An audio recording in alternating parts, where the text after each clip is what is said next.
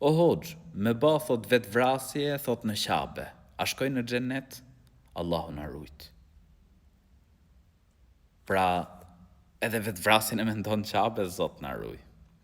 Vetë vrasja është prej mëkateve më të mëdha. Si në Qabe edhe në vend tjetër. Mos mendoj ai njeri I cili mendon pra për vetë vrasjen, se me vetë vrasjen përfundon gjithë shka. Jo. Ka ditë gjykimi. Do të dalim para Zotit gjithësisë. Ti me vetë vrasjen mos mendo se mbyllet çdo gjë. Ti me vetë vrasjen vret edhe disa të tjerë rreth teje. Pse? Po, një baba, ku fëmia I tij ka vrarë veten. A shijo mo jetë? Një nën, ku vajza ose djali I saj vret veten.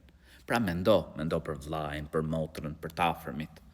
Pastaj mendo se kjo ngushticë që ti po përjeton, nuk është e përhershme, ashtu siç gëzimin këtë jetë, nuk është gjithmonë, ashtu edhe hidhrimi.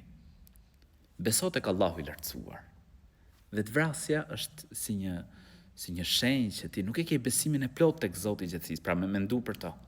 Kështu që larg këtij mendimi të keq. Allahu I lartësuar thot në Kur'an: "Wala taqtulu anfusakum", dhe mos e vritni veten.